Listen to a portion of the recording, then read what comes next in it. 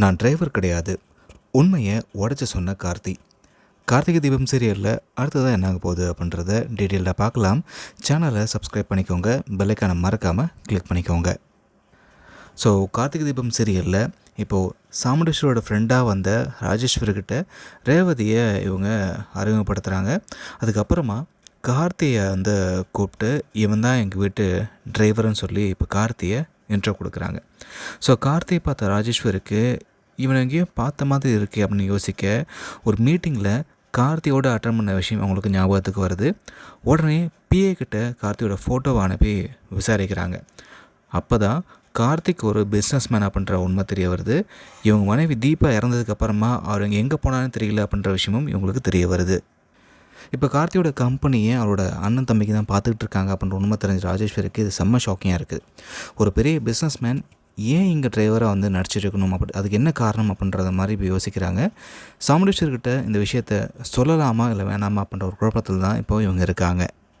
இப்படி இன்றைக்கி எபிசோடில் ராஜேஸ்வரி கார்த்தியை வந்து தனியாக கூப்பிட்றாங்க. நீ கார்த்தி தானே, பிஸ்னஸ் மேன் தானேன்ற மாதிரி உன் கையெழுத்துக்காக எல்லாம் காத்துட்ருக்காங்க.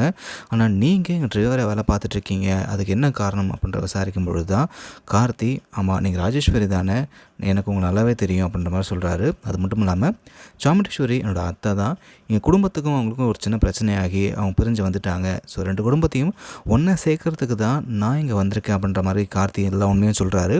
இதை கேட்ட ராஜேஸ்வரி, நீ ஒரு நல்ல விஷயத்துக்காக இங்கே வந்திருக்க, எனக்கு இது புரியுது, உன்னோட நல்ல மனசுக்கு எல்லாம் நல்லபடியாக தான் நடக்கும் அப்படின்னு மாதிரி சொல்லிட்டு உன்னை பற்றி உண்மையை நான் சொல்ல மாட்டேன் அப்படின்ற மாதிரி அவங்க சொல்லிடுறாங்க.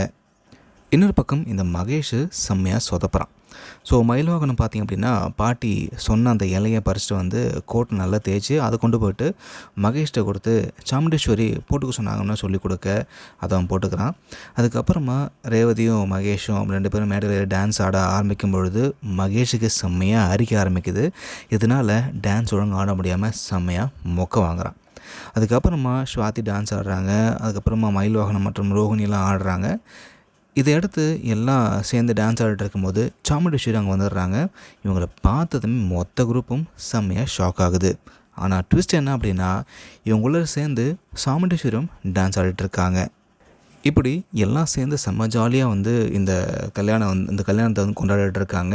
ஆனால் அடுத்ததாக நடக்க போகிறது என்ன அப்படின்றது தான். ஸோ ரேவதி கழுத்தில் தாலி கட்ட போகிறது யார், கார்த்தியா இல்லை யார் அப்படின்றது தான் இப்போ கேள்வி. ஸோ இப்போது ஒரு பக்கம் சாமுண்டீஸ்வரி பார்த்திங்க அப்படின்னா தெளிவாக இருக்காங்க, கார்த்தி தான் தான் மாப்பிள்ளன்றதில் உறுதியாக இருக்காங்க. ஸோ என்ன ஆக போகுது அப்படின்றத வெயிட் பண்ணி பார்க்கலாம். உங்களோட கருத்துக்கள் என்ன பண்ணுறத கமெண்ட்டில் பதிவு பண்ணுங்கள். ஸோ எபிசோட்ஸில் என்ன ஆக போகுது அப்படின்றத தெரிஞ்சுக்கிறதுக்கு கார்த்திகை தீபம் சீரியலில் உங்களோட சீ தமிழ் தொலைக்காட்சியிலையும் நம்மளோட யூடியூப் சேனலையும் காண தவறாதீங்க.